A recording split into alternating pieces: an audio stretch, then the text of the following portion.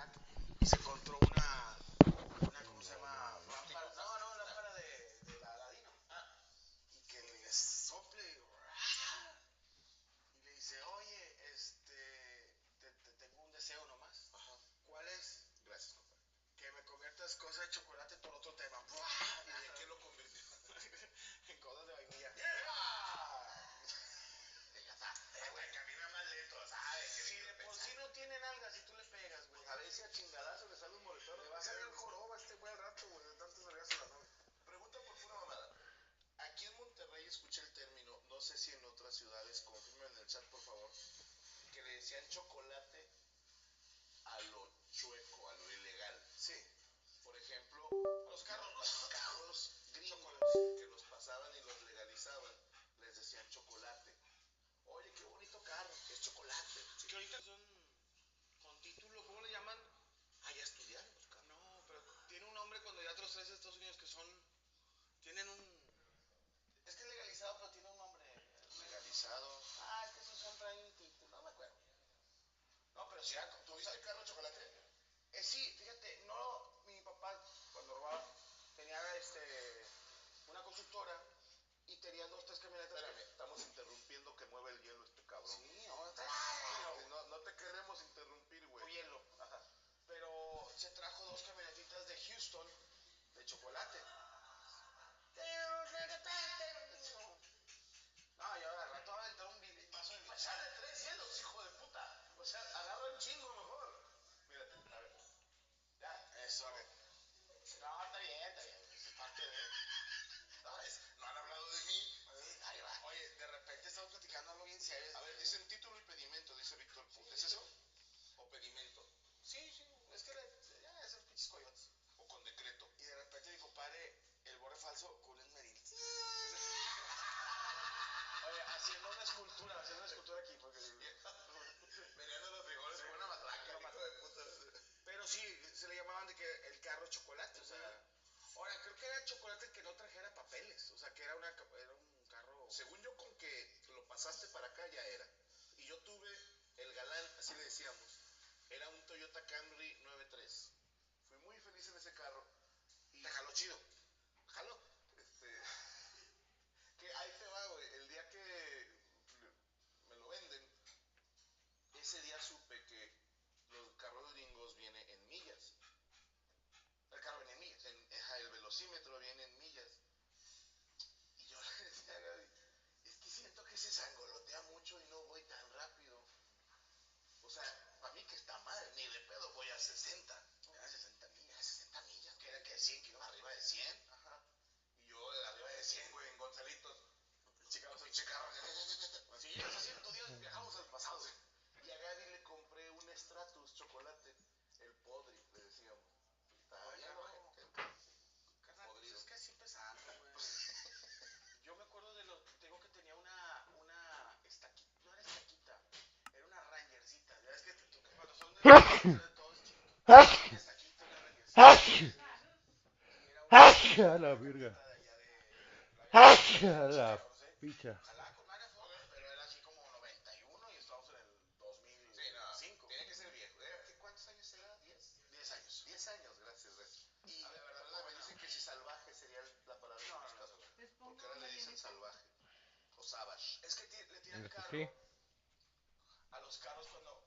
Bueno, yo tengo un carro un poquito. que es un carro deportivo, pero es un carro que era americano, que es americano, ya es mexicano. Okay. Ya fue chocolate. Entonces a veces la gente como que lo hace menos, de que no, pues es que es americano. Sí, güey, pero pues, allá hay, aquí no. O sea, es más difícil encontrarlos aquí y es más caro. Hay modelos que nunca vinieron a México. O sea, no, un de la Challenger, no, ese es Barca. Es más difícil, lo encuentras en México, pero sí, es un estilo de carro del Challenger. Okay. Entonces, es más cómodo,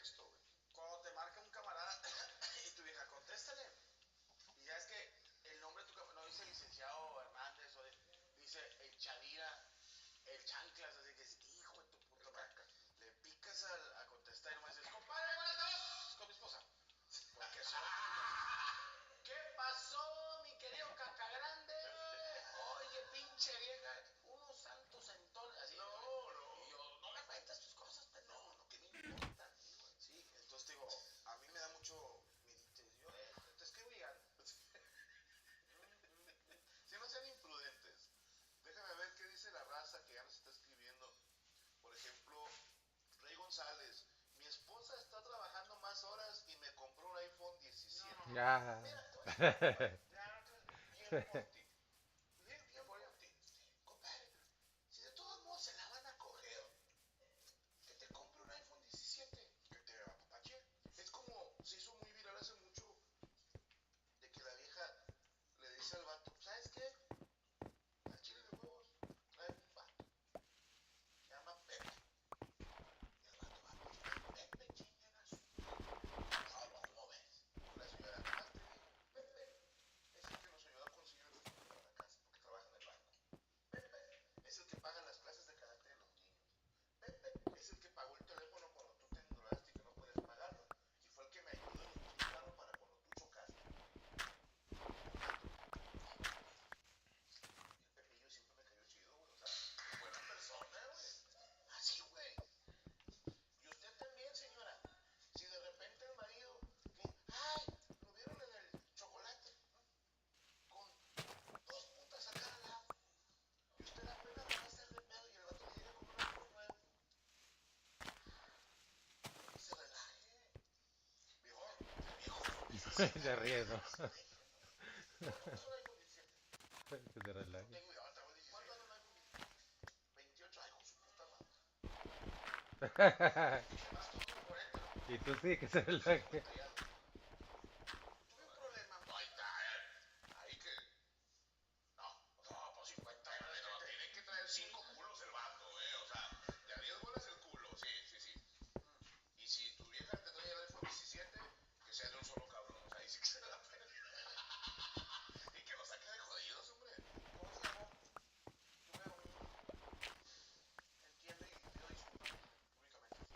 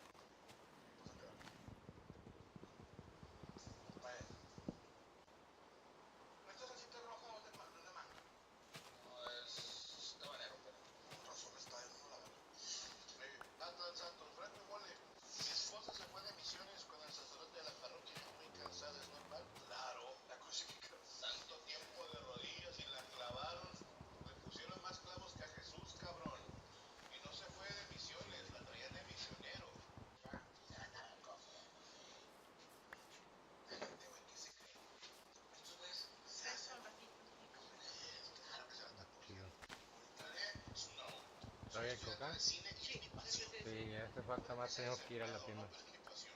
Ah, tú síguele con tu pasión. Y te distraes de mis pensamientos negativos. Te recomiendo ver Sueños de Fuga. Ya está. Pasitayu, qué sabroso se oye, solo antojan. Están muy buenos los taquitos, harina, asado y fritos. Mole, saludos a Rafi desde McAllen, Texas, dice Itanchi. Saludos para McAllen. Eric Nava, Franco y Mole, top 10. Inspector versus Panteón Rococó. Saludos a Yoctepec. Ah, es que ayer hicimos el top 10 por esta lista de bandas.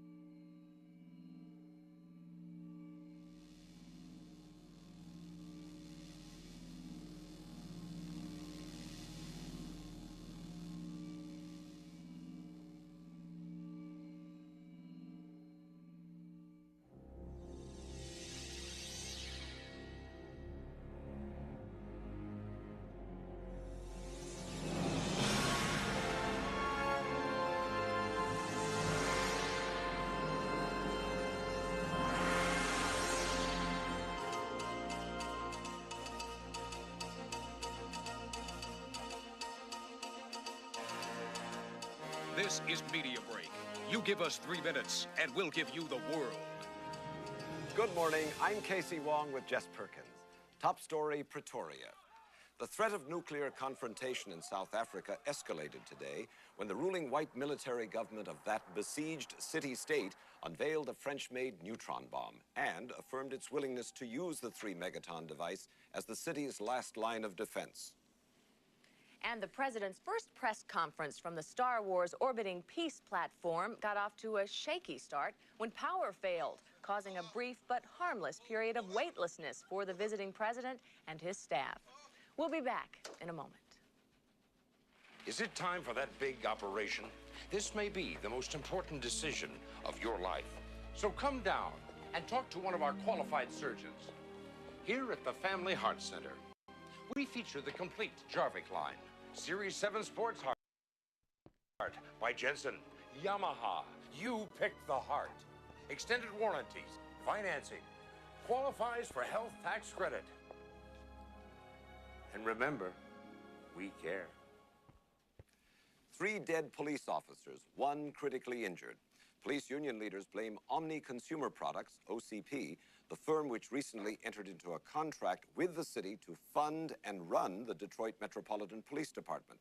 Dick Jones, Division President, OCP. Every policeman knows when he joins the force that there are certain inherent risks that come with the territory. Ask any cop, he'll tell you. If you can't stand the heat, you better stay out of the kitchen. Although seriously wounded, Officer Frank Fredrickson escaped and identified this man. Clarence Boddicker, unofficial crime boss of Old Detroit, now sought in connection with the deaths of 31 police officers. Today he's at large, while doctors at Henry Ford Memorial Hospital fight to save the life of Officer Frank Fredrickson. Good luck, Frank.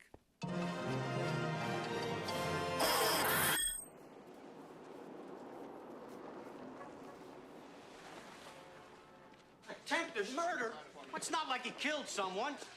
This is a clear violation of my client's civil rights. Make it aggravated assault and I can make bail in cash now. Listen, pal, your client's a scumbag. You're a scumbag, and scumbags see the judge on Monday morning. Now get out of my police station and take Laughing Boy with you. Hey, baby!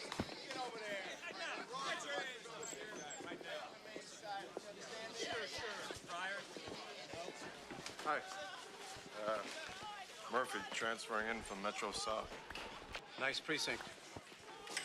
Yeah, pretty good. You work for a living down here, Murphy. Get your armor and suit up.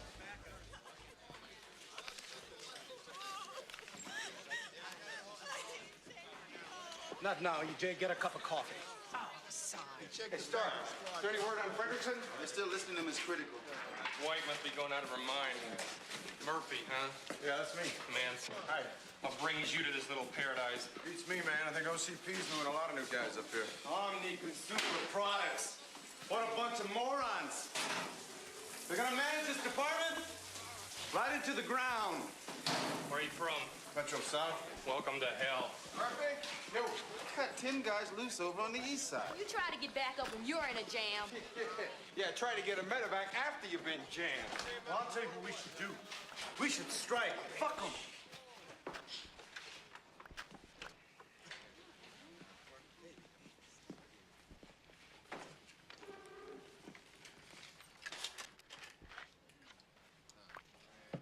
Funeral's tomorrow. Department requests all officers not on duty to attend. Any donations for the family may be given to Cecil as usual. And I don't want to hear any more talk about strike. We're not plumbers. We're police officers. And police officers don't strike.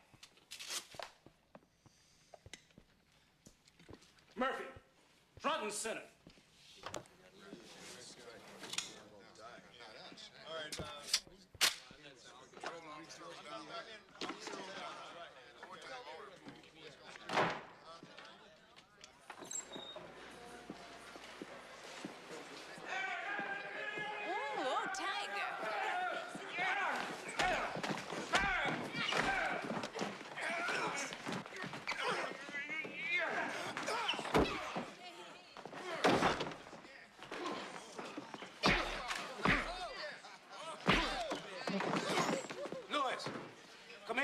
finish fucking around with your suspect. On your feet.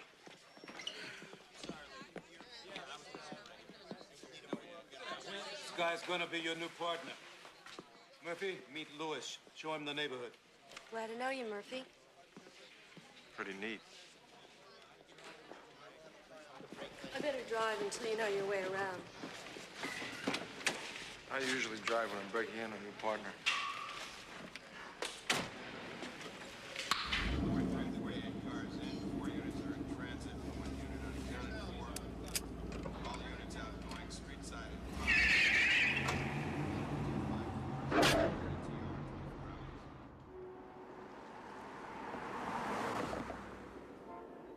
You really think the old man is going to be there?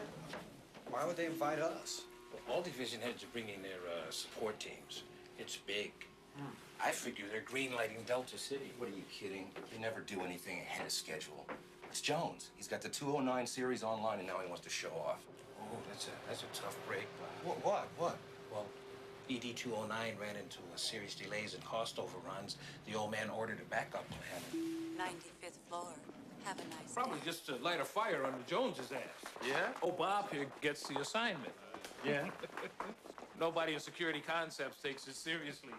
It's a better plan. Fucking Jones. I'd go straight to the old man if I could. Don't mess with Jones, man. He'll make sushi out of it. Yeah, you better be careful, man. I hear Jones is a real shark. Who asked you, twerp? Bob. What about this police thing? What's the problem? Their union's been bitching ever since we took over. You know, the usual nonsense. Hey, how are you doing? I'm doing good right now. Good, very good. Let's get started.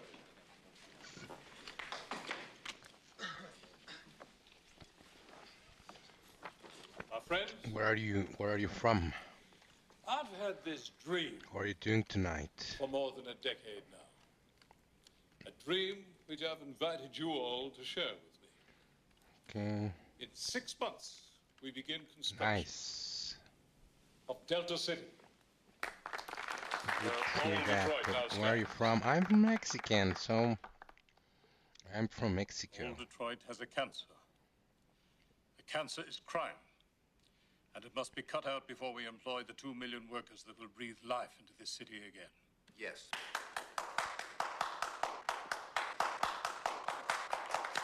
Although shifts in the tax structure have created an economy ideal for corporate growth, community services, in this case law enforcement, Nice to have meet you. Nice to meet you too.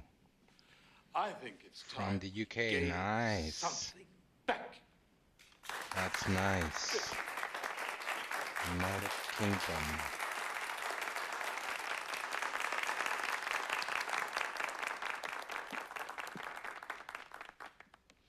Take a close look at the track record of this company. And you'll see that we have gambled in markets traditionally regarded I as do. I do non-profit. stream every day. Most Hospitals, of prisons, days. space exploration. Right now I don't have say a good business is where you find it. schedule yet. I'm trying to As see you know, we've which entered of the into a games I contract with have the city and to play run local are law the enforcement. most popular. But at Security Concepts, Suspended we for believe an efficient police force what did I is only do? part of the solution. No, we need something Because more. of the movie. We need a 24-hour Okay, a day let's police remove officer. the A cop movie then. who doesn't need to eat or I'm sleep. getting striked A cop by with superior firepower a and platform. the reflexes to use it. So let's just. This didn't happen yesterday with the documentary. So I might just be shifting. Woo!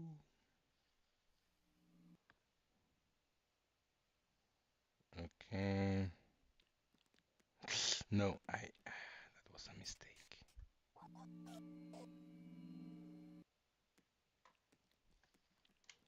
Okay. This is gonna slow me down way too much.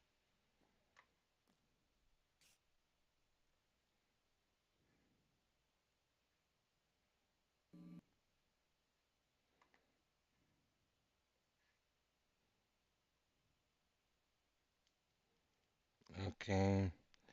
So, oh great. Well, I have an offer. May I share it? Offer, may I share it? Oh, you can go ahead. You can go ahead.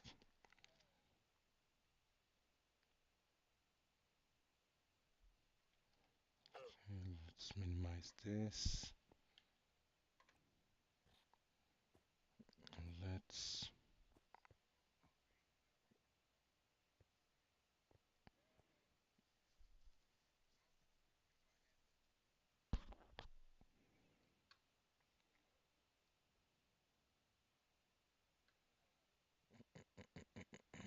to be here.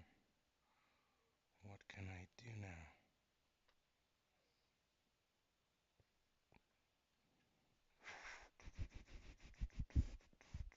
Okay. I'm online. I'm back online. So, it was the video, in fact. Let's do it. Where is it? Where is it?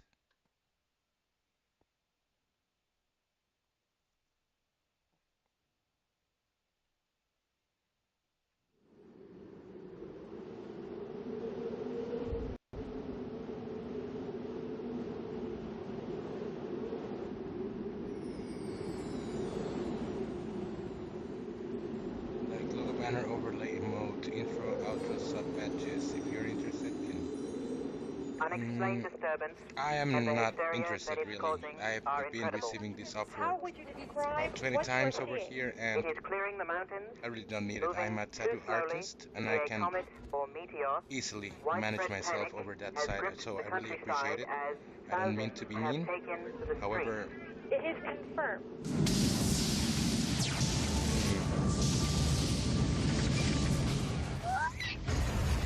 I'm not into that, so I really appreciate it. I wish you a very good day.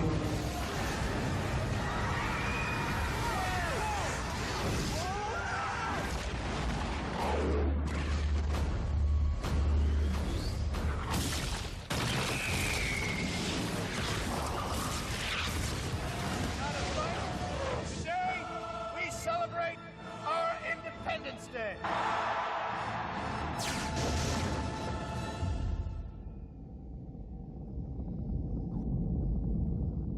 All science fiction ends with a message. And either the message is in your face, sometimes in the lens of the camera, and sometimes it's much more subtle. I think the purpose of science fiction is not so much to predict the future, but to play what-if games and to reflect ourselves into in a kind of a funhouse mirror where we see ourselves in different ways. Well, it's definitely something, you know, like kind of comes out of the American psyche, because it's this feeling, you know, like us against the world, you know. And I think deep down, you know, it's always like kind of, for me at least, you know, it's always this like kind of fear of the end. The more anxious a society becomes, the more you see this sort of apocalyptic, you know, the more those demons sort of have to be exorcised.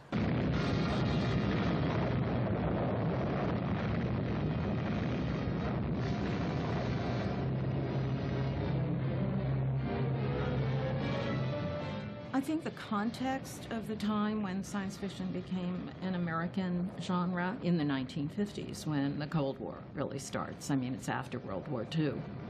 Science fiction sort of first emerged, you know, at this moment in American culture when all sorts of terrors were present, whether it was nuclear annihilation or this fifth column, people looking just like us, but who really wanted to take us over. Now you go through World War II, and you're confronted with 50 million human beings dead around the planet, a war ended by a nuclear weapon, a new idea, something that had never existed before, but just confronted with technological warfare on such a vast scale, the bombers, the ships, the submarines, all of a sudden, all of our fate as human beings, our destiny seems bound up in our technology, and our technology is frightening. It's terrifying.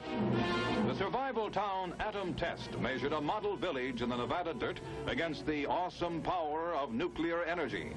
Buildings of various materials went up. $1 million worth of equipment was installed, including lifelike mannequins, and tons of food to measure the contamination caused by radiation. The big dolls were survival town's sole inhabitants. For this could be your house and your window. 3,500 feet away, a split second later,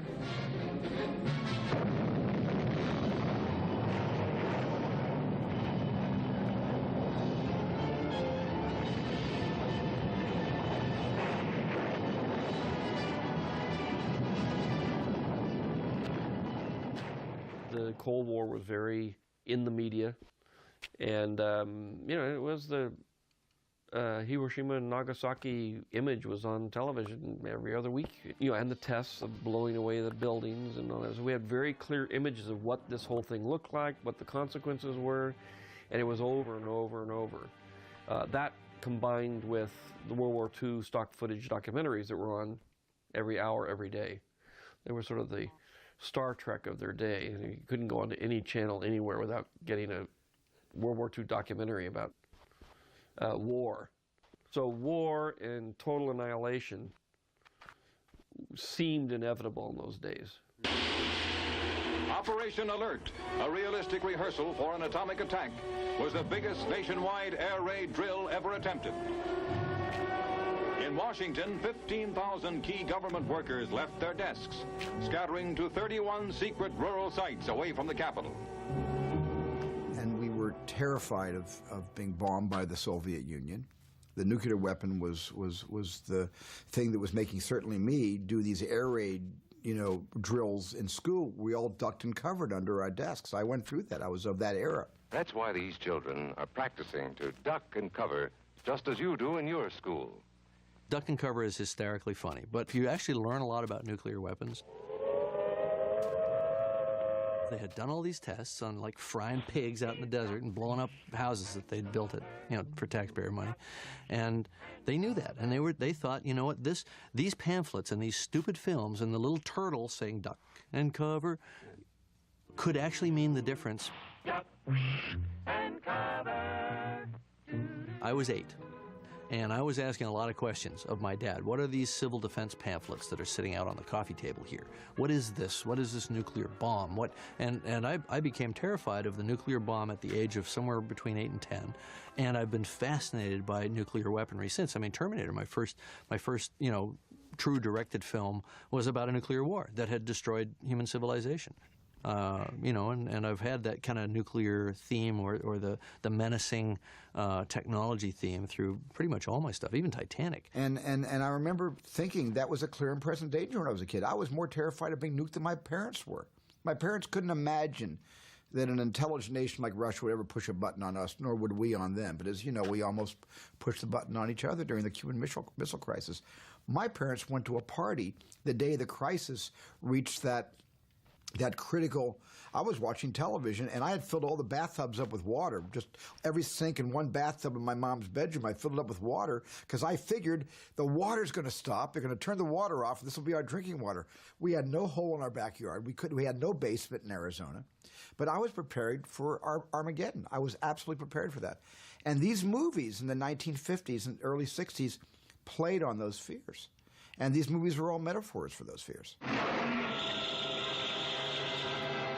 All those movies with the giant tarantula, you know, there was a giant praying mantis called the giant mantis. There was the tarantula movie. All these things becoming big all stems from the atomic bomb. And we have to give credit to the Japanese and Toho Productions for making Godzilla.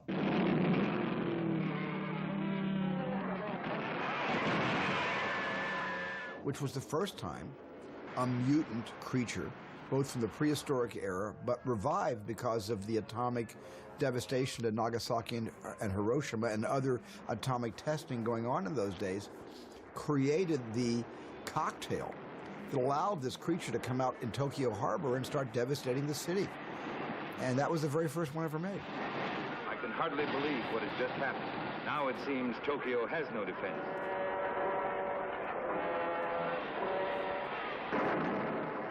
The creature is, in a sense, the bomb because of all the destruction it's creating and leveling cities. Yet at the same time, it's the bomb that ends up, you know, blasting it to hell and back and saving the world, as it were. So in a lot of the films where you have the creatures that suddenly are, through a nuclear test, somehow able to get through the ice or are mutated in the desert. This sounds so silly, but it's really significant. Who knows what waits for us in nature's no man's land? Impossible, unbelievable, fantastic. But I tell you, it could happen. It could happen. It could happen. It could happen. Yes, it could happen. For various authorities believe that buried somewhere under the polar ice cap, in a state of suspended animation, are the awesome creatures, the leviathans that roamed the earth at the dawn of time. And under certain conditions, a nuclear explosion could free one from his icy tomb. Then, guided by instinct, the beast would come back to the caverns of the deepest Atlantic, where it was spawned. One of the interesting things about the creature films, particularly, you know, where it's the giant Rhedosaurus awakened by a nuclear blast from the ice in the Arctic, who eventually makes its way to Coney Island in Brooklyn, or that was 20,000 fathoms. All of these creatures, whether they were octopus, a giant octopus, or the cheesiest crab monsters, which were giant Maine lobsters in a really low-budget film, they, in a way, all sort of, and if anything, evoke dinosaurs, prehistoric creatures, giant, insects, whatever. They were all sort of primal. Produced on a scale never achieved before by any science fiction picture. Thousands in the cast. In a way, was sort of figuring on the screen the kind of anxiety about a return, the absolute destruction of civilization, and a return to the primal sink, basically. Stay in your homes, I repeat. Stay in your homes. Your personal safety, the safety of the entire city, depends upon your full cooperation with the military authorities. Yes, cities, nations, even civilization itself, threatened with annihilation. Because in one moment of history-making violence, nature, mad, rampant, wrought its most awesome creation. For born in that swirling inferno of radioactive dust were things so horrible, so terrifying, so hideous. There is no word to describe them. I'll never forget Them, which starts in kind of the California desert with all those yucca cactuses, and there's a sandstorm going on. That might have influenced me a little bit to start Close Encounters with the sandstorm.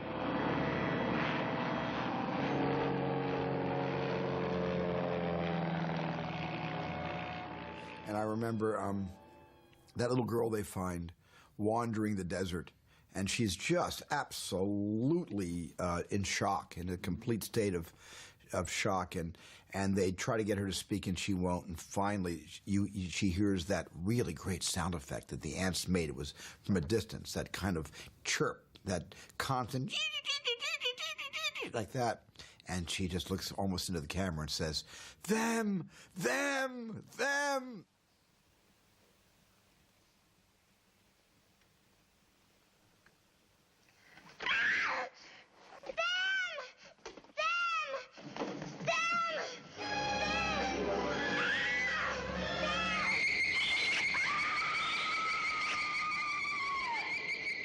Now, these films weren't movies directed by William Wyler and starring, Montgomery Clift and Marlon Brando.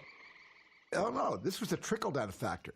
This went way below the front office down to the B-movie offices, those little wooden shingled bungalows way off in the back lot somewhere, right next to probably where they made the cartoon shorts, were a lot of young kids who were able to spend $150,000 to make a 35mm movie under the auspices of Allied Artists or any of the different Monogram or Universal. And there was a little department that we were able to express ourselves about the world we lived in. Because science fiction is really a mirror, geopolitically, of the world we exist in, and it's always been that. I think America went through the Cold War.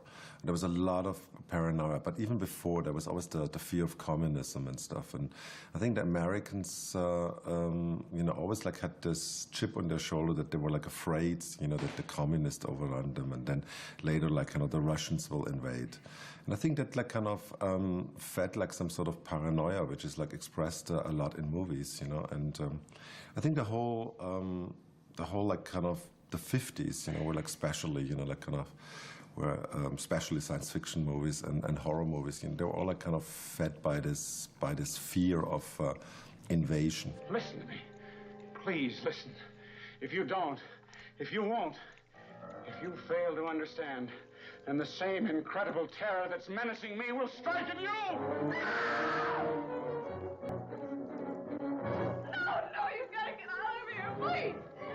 They come from another world, spawned of space, unleashed to take over the bodies and souls of the people of our planet. Invasion of the Body Snatchers is a response to McCarthyism.